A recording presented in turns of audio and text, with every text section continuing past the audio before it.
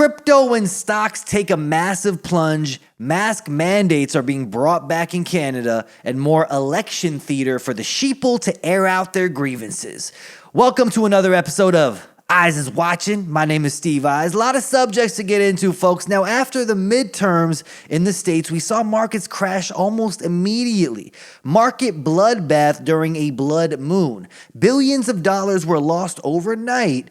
Just gone. In one day, FTX, a cryptocurrency exchange, one of the biggest in the world where people buy and sell crypto, was completely exposed. The man behind it, a man named Sam Bankman-Fried, apparently was running a crypto Ponzi scheme where he was gambling with people's money. Just like banks do. A few podcasts ago, I was going over how banks can take people's life savings and gamble it away into toxic derivatives like crypto and stocks in hopes to double or triple their overall value.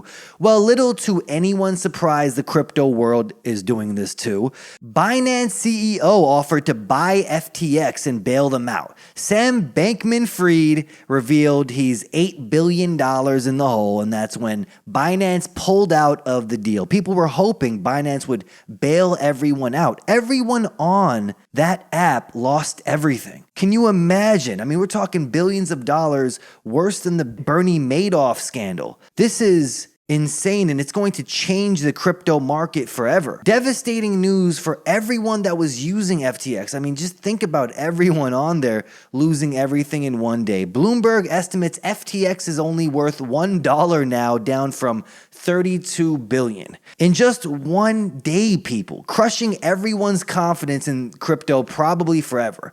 And all by design, it seems like. Especially when it comes to exchange apps like Coinbase and Binance. You never can trust anyone with Bankman in their name, especially if they look like this. And his last name is Bankman-Fried too. He got fried for sure. What I find funny is many that were using FTX are begging for a bailout. That's right, people, saying there has to be some kind of bailout here. Billions of dollars are just gone like that. That's right. They want a government bailout for a crypto scheme they want no government involvement in. Interesting how this shows how risky these cryptocurrencies are without regulations. Where do you think this is headed? Now, everyone knows there's something behind all of this. The moment it happened, I thought, here comes massive investigations, which will lead to heavy regulations of the crypto market, which will ultimately lead to central bank digital currencies. Isn't that just convenient for them? What a coincidence, right? It leads us to the same endgame of total digital slavery. How surprising. Are the CEOs of Binance and FTX in on this? Have they been paid off by the world elites? After all, it's interesting how FTX has its own page on the World Economic Forum website. Are these people working together to show the world how dangerous decentralized crypto is? Because it seems like now everyone is begging for regulations. You can't make this up, people. And as expected, White House press secretary came out saying heavy regulations are needed to stop these things from happening in the crypto market.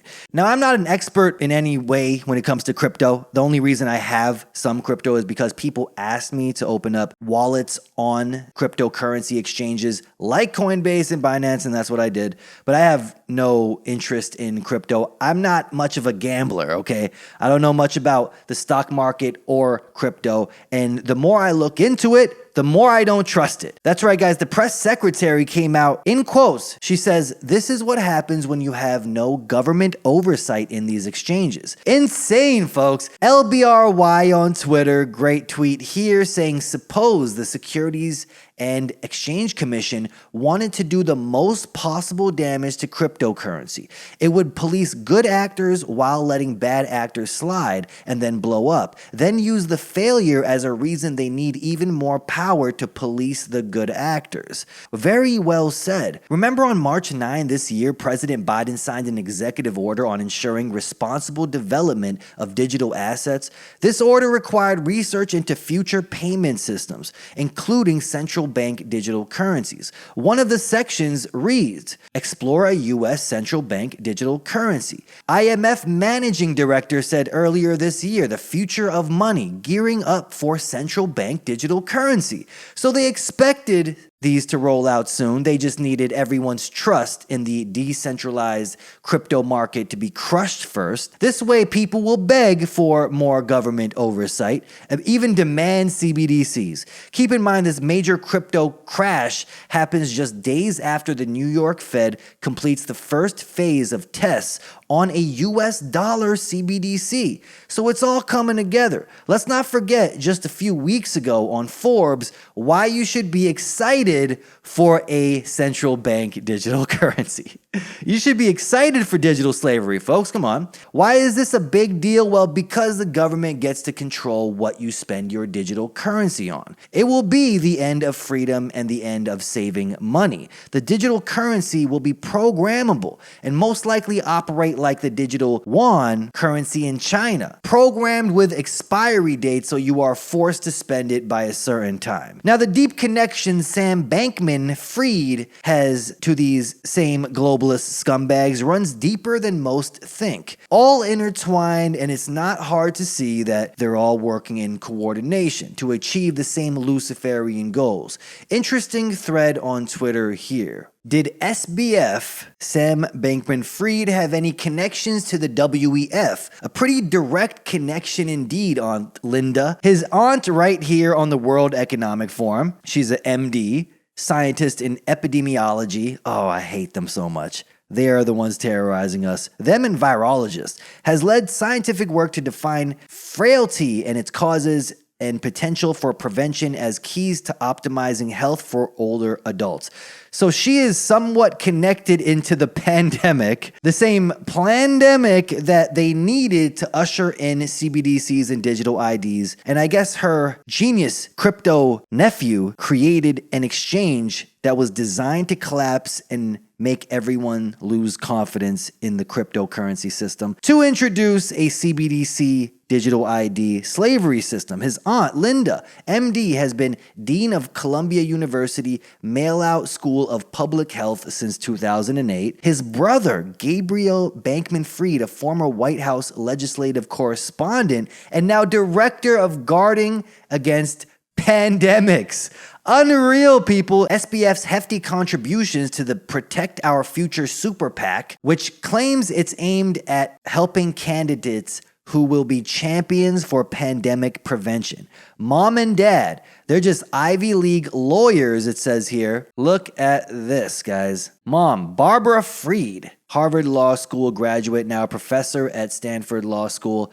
SBF's dad, Joseph Bankman, speaking to the Hedge Fund Regulation Regulators panel on November 13, 2008. So it really ties into the you will own nothing and you'll be miserable, because this was designed to destroy ordinary people. Most likely he'll be good, and so will all of the billionaire crypto CEOs, but all the little guys were ruined because of this. They lost everything in these crypto exchanges. Another one here, guys. Father, professor of law. Mother, campaign manager for US President Joe Biden. Apparently SBF here has given a lot of money to Joe Biden's campaign. And this is another one of his partners here in crime. She's another one right here, Caroline Ellison. So as you can see, there's a lot of connections here between SBF and a lot of these globalist organizations that are literally pulling off a depopulation agenda and want to introduce a new system. All intertwined. Isn't it funny? SBF came out today saying, sorry, everyone. Just sorry about that. Oops, I messed up and you lost everything. But people are waking up to what he's done. It wasn't just incompetence. This was by design. All of the replies to SBF are stating this. If you read one of the replies to his apology here, this is what someone said. You've hurt more people than anyone in financial history. But what's worse, your crimes may trigger horrific legislation that may block the innovative financial services from reaching those who need it most. From the bottom of my heart, fuck you. LEO Trade says.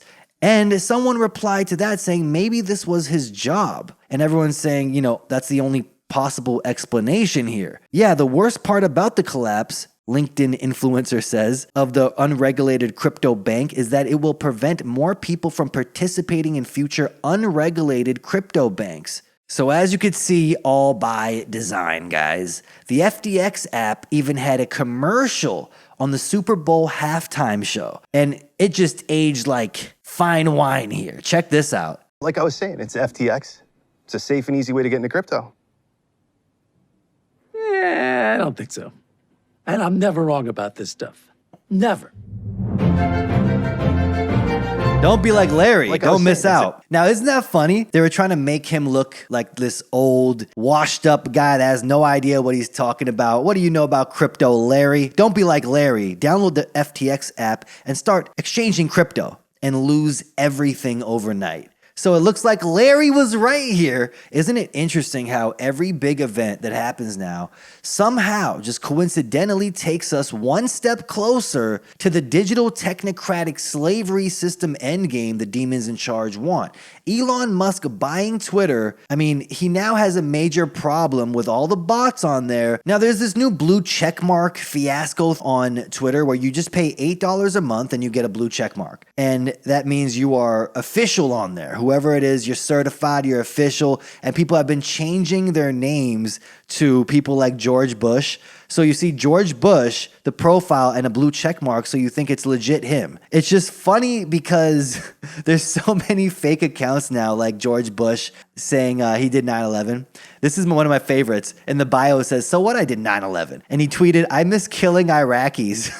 With the sad face. Retweeted by another fake account here, Tony Blair. It's getting ridiculous, but you guys know where this is going to lead, right? Especially when Elon says the major problem behind all of these social media platforms, especially Twitter, is the bots. And how many bots there were on all social media platforms, and something needed to be done to change this. Guaranteed, they'll say you need some kind of digital ID verification method now to use Twitter. And the same time the WEF wants to roll out digital IDs, the same time governments are stepping in and saying we need heavy regulations of the crypto market, and the only trustworthy cryptocurrency of the future will be a CBDC system with heavy government oversight. As you can see here, guys, on the right side, this is live, people. What do you guys see trending here?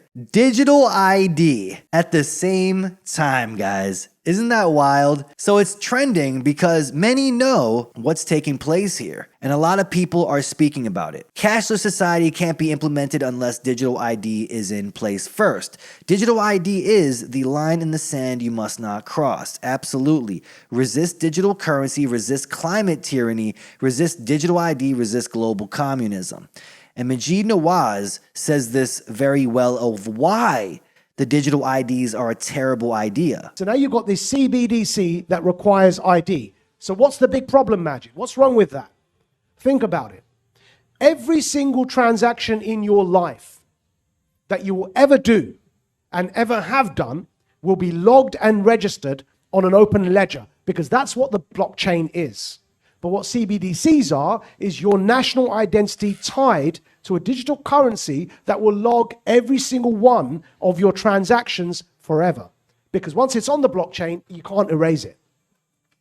And that gives you absolutely no anonymity. And the second concern is control, because this currency can be programmed. And when it's programmed, it means that it can be set by government and it can determine what you purchase and what you sell and what you buy. And so if you go back to Canada and what happened with the truckers' protests, you're on a list, you can be penalized, and of course, it's an incredible problem. So how do we make sure that our rights are guaranteed, even though this phenomenon is on the horizon and is coming at us anyway? And the answer there is we've got to make sure that we protect the off-ramp. Whatever that off-ramp is in the form of a decentralized digital currency that allows for you to trade without being traced and tracked, and without being controlled, we've got to make sure that that currency, that off-ramp, that decentralized version is protected. And it's no coincidence that countries around the world, led by China, but others as well followed them, are banning Bitcoin exchanges.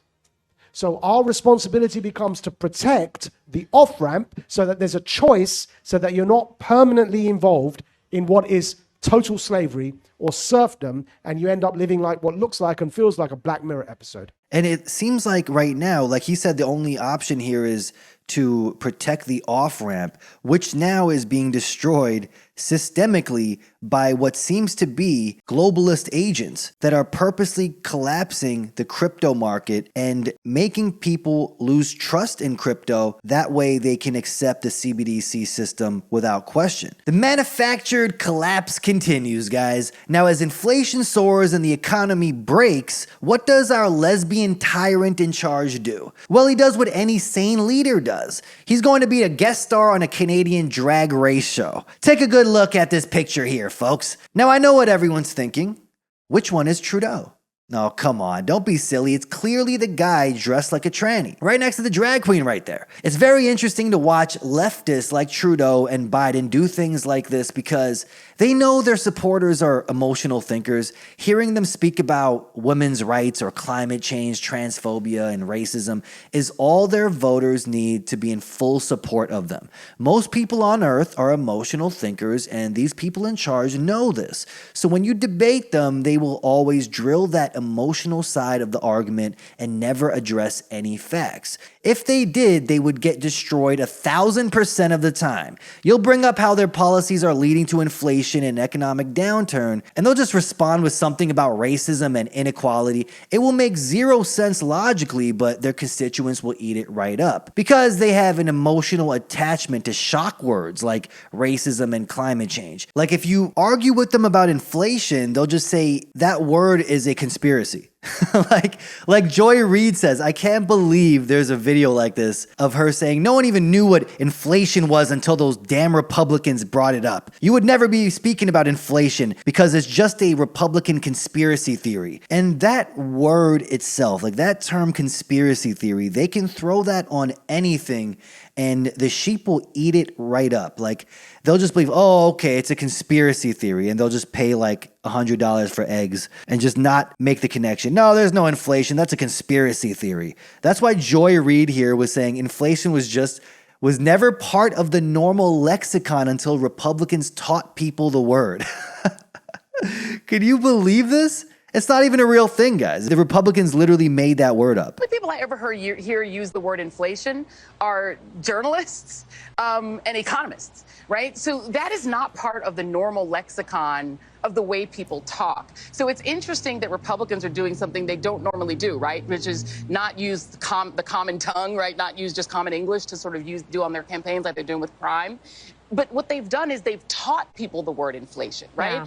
Most people who would have never used that word ever in their lives are using it now because they've been taught it, including on TV, including in newspapers. They've been taught this word, and they sort of wrap this word around whatever it is that they really want to vote, the reasons they really want to vote. Yeah, she's like looking down upon teaching people things. She's like, well, it's your fault for teaching people about inflation. They should have never known, you damn conspiracy theorists. But this is what I'm talking about. It's always a polarized issue with them, and the emotional argument always seems to win here. Many are waking up to this too. They're waking up to this nonsense and they're fed up with it. There's no better example of this than in the States, where more people seem to be voting Republican now. Now, I believe if votes were counted properly and there was no deception taking place, we would have saw a red tsunami. But no way in hell these leftist agents of the World Economic Forum would just allow that. Their NWO agenda is the most important thing for them, and they're willing to die for it. So just like you saw the elections get stolen in Brazil to bring in a pro-criminal communist WEF agent, you'll see the same thing happen around the world. Election fraud becoming more and more obvious, almost done on purpose to provoke a specific reaction from the people. NY Times had a graph showing probability of who wins. It showed Dems had a high chance of winning until exactly 9 p.m. until the line went straight down and the Republican line shot straight up in a totally natural 90-degree angle right there. Just like I was showing with voting machines not working in Brazil last podcast, we saw the same thing in key areas in the States here because people were being told they couldn't vote because all the machines in the whole building weren't working. A blackout takes place there that only affects the voting machines and nothing else. Very believable. They'll probably blame this on solar flares for sure. I was actually reading an article about this. Did you guys know this? A few days ago, huge solar flare just hit Earth today, causes blackout in Australia and New Zealand. A dangerous M5 class solar flare hit the Earth today, causing a radio blackout in Australia. And we're seeing a lot of these. Like, it's becoming common now for me to just scroll on my news feed and see at least 10 of these articles about solar flares about to cause an internet blackout, and they are causing blackouts. But how much you want to bet they're going to be like, this is why the voting systems stop working, okay? This is why the voting machines stop working. Because a blackout happened because of a solar flare that directly only targeted the voting machines because of climate change. #science. But in Washoe County, guys, in Nevada, they had a Epstein moment there, saying the machines just happened to stop working. Just randomly. Yeah, all the cameras just happened to stop working, guys, in this one place. How believable is that? We know that our election live stream cameras went dark overnight. We investigated what happened and how to prevent it happening again. Isn't it funny just when the blackout happens there in Nevada, ballots come in the same county that pushed a Democrat, Cisco Aguilar, hopefully I'm saying his name right, into a lead over GOP Secretary of State candidate Jim Marchant, which will hold if Fincham loses in AZ down by 109K votes right now. Every America First Secretary of State candidate will have lost. That's huge, guys. Like I said, they're going to make it more blatant that they're just stealing it. It's almost like they want to trigger a kind of response from people. Prepare for an angrier world. Now, it looks like they won't call the Arizona election till after the weekend. How surprising. You know, the longer the delay, the higher probability of a steal. Now, Carrie Lake, I really like her. She was on an interview saying her first day in office, she said, right hand on the Bible. First day in office, she will declare an invasion of the border and bring in the National Guard. Like, that's a big deal, guys. You know, like I said, I'm pretty black-pilled on a lot of these politicians, but you got to really judge them on their actions because we don't know who is who here. But one of the ways the globalists are trying to destroy America right now is the mass immigration. They're trying to collapse the nation with endless immigrants. And if one of these politicians mention that and they say that's their main priority to stop, that's a good person right there. If votes were counted properly, I don't think liberals would ever win an election ever again after what they've done. When it comes to, the whole election process, my thoughts are quite similar to Garrett Kramer's right here. He posted an excellent IG post. Never would I vote. Why? Because any system that gives decision-making power to anyone but me is illogical, immoral, and a blatant recipe for disaster. Oh, and if you actually think the majority rule makes sense, name one time in your life that the majority was right. I still believe it's almost like they're trying to gather all the dissenters in one area. As crazy as it sounds, they're trying to be like, hey, you guys disagree with the New World Order? You hate Klaus Schwab? Well, come on down to the state of Arizona or Florida. And then Klaus Schwab can give them the order, like sprays them with the chemicals, the chemtrails.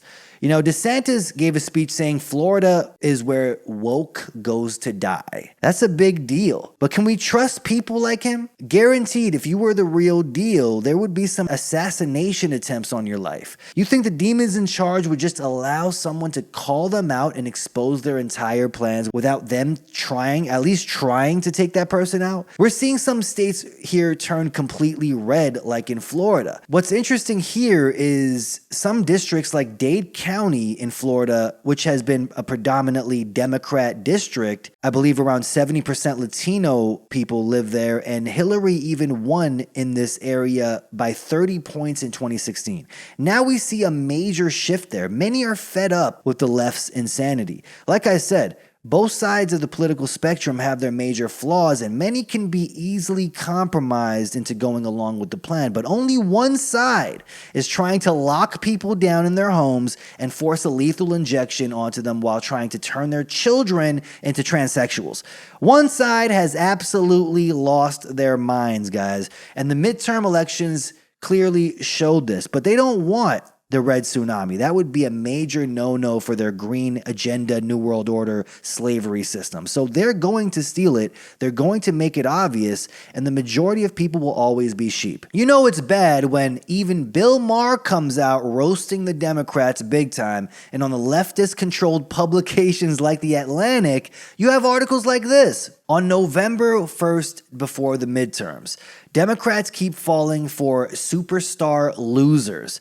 There's never been a better time to lose an election.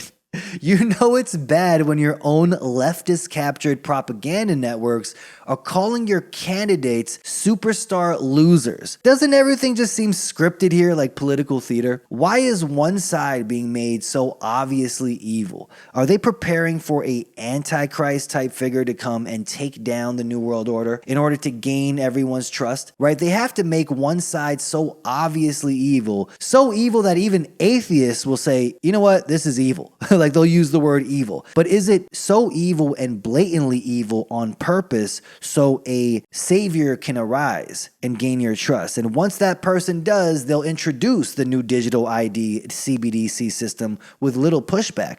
After all, he'd be the good guy since he took down the evil supervillain Klaus Schwab. You know, the guy dressed in black robes and almost exactly resembles a Bond villain. Even got the accent down pat. I was watching a movie called Dune the other day, and I could see Klaus Schwab entering the room just like Baron, the supervillain in the movie. Every time they want to compromise a leader like Trudeau or Biden, Klaus enters the room hovering the entire time, just like in this movie. As crazy as it sounds, guys, I wouldn't even be surprised at this point. It's all so evil, it seems otherworldly. Like he really does have a spell over his minions like Trudeau or Putin.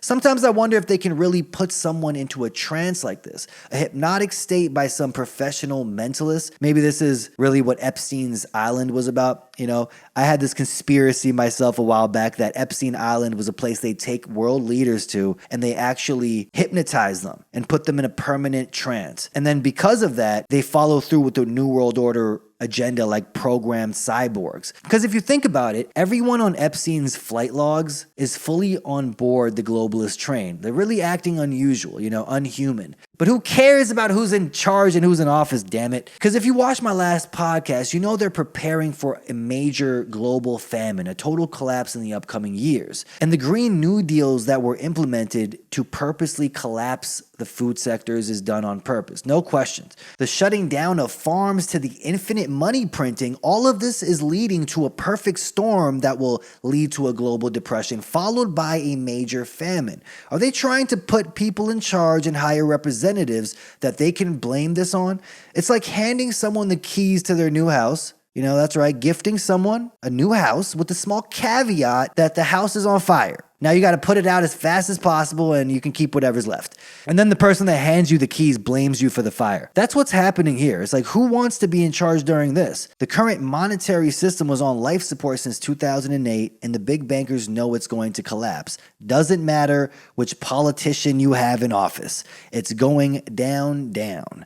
Now, why do I say all of this? Well, remember the 2008 crash that keeps getting brought up as the worst housing crash that wiped out trillions in equity? Well, the MSM silence on the crash that we're currently going through tells me all I need to know. Seriously, what more needs to be said? Study: Fed action wipes out $30 trillion off world equity prices. Federal Reserve Chairman Jerome Powell and his colleagues have wiped about $30 trillion off of world equity prices through the end of Q3, worse than the total damage caused in 2008 during the great financial crisis.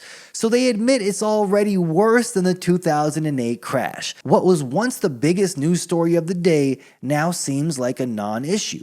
I don't know if it's just a sign of the times, and in between the major pandemics and a world war, you know, a possibility of a world war, a financial collapse almost seems like a side story. Or it's actually the biggest problem we face face, and their silence on the issue is to stop people from overreacting. It carries on to say here, the Fed was clearly behind the curve in not raising interest rates after it flooded the economy with inflationary dollars during the pandemic years of 2020 and 2021. But now America's central bank is laser focused on recovering from its massive monetary policy error. Already this year, the Fed has hiked rates 5 times for a total increase of 3% in the base rate. At least 2 more rate hikes are expected before the end of this year, and more could follow in 2023. Now, when these rate hikes happen, the housing market could crash.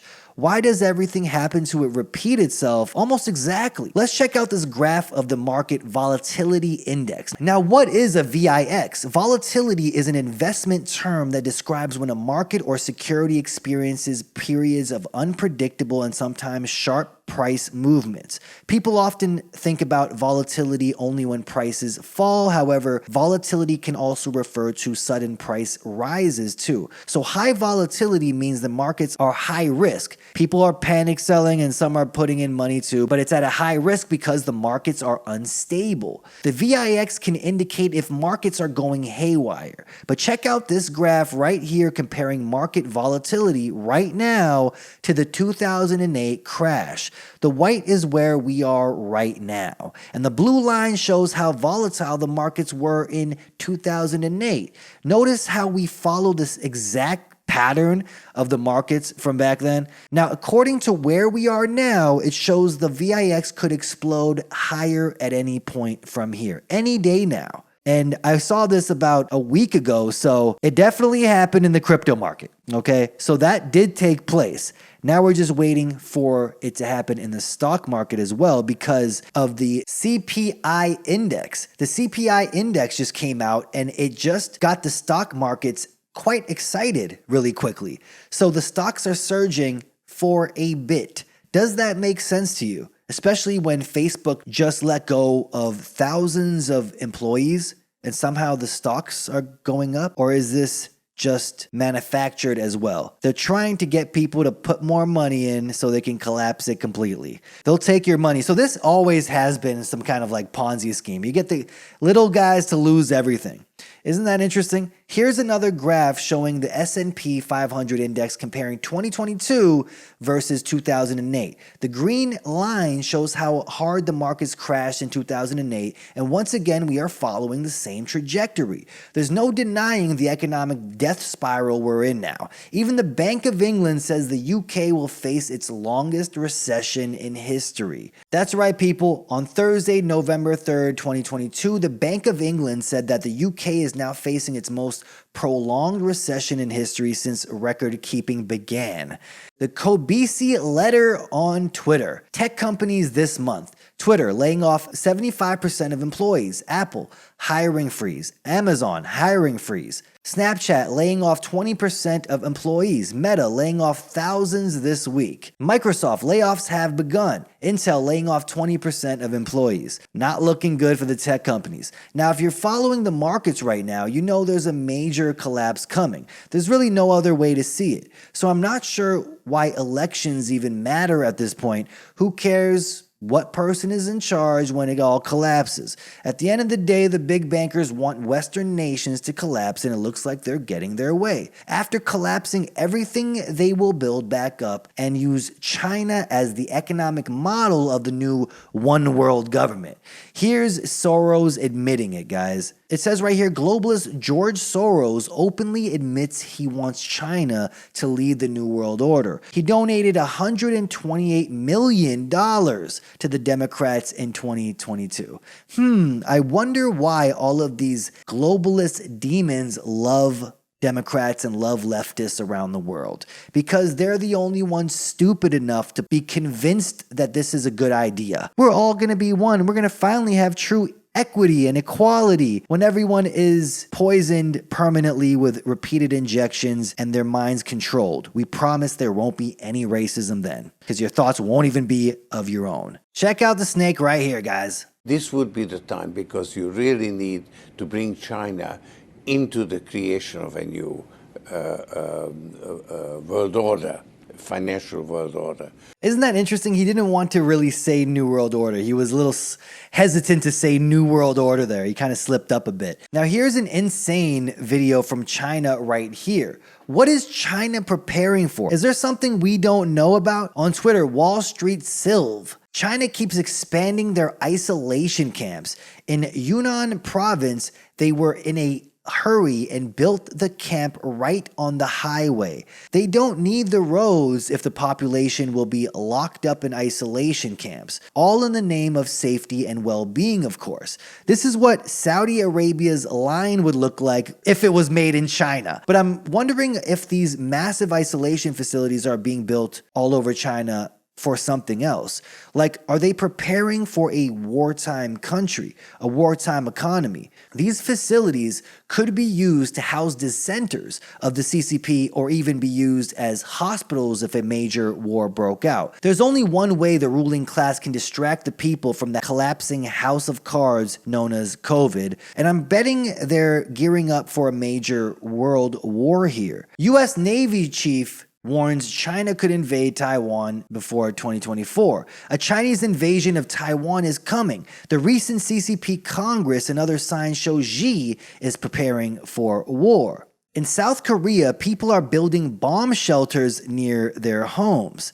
Many have these exact bomb shelters. I was watching this on YouTube the other day. They're showing that so many South Koreans are building their own bomb shelters. And if you ask them there, they are preparing because they think it's coming real quick. A possibility of a world war or maybe even a regional war to destroy certain nations could very well be possible here. We're hearing reports of smart cities to be built in Iraq. And of course, Saudi Arabia, you know, that little train ride from hell they got there. And Iraq, UAE firm offers to build smart city in Iraq. So they're starting, folks. Now, a lawyer at the Emergencies Act inquiry in Canada was giving his testimony and suddenly fell over. This is the same guy going after trucker convoy protesters and is trying to put them behind bars. This same guy, guys, I think God has spoken, okay? I'm surprised he wasn't hit by lightning instead. How many videos have we now seen of this? What do you guys think caused this man to fall over?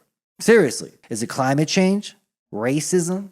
Maybe Putin's invasion of Ukraine caused the climate to change and affect the amount of oxygen getting into his brain. I mean, of course, that's the most obvious thing ever. The elephant in the room, guys, is never addressed with these people, though.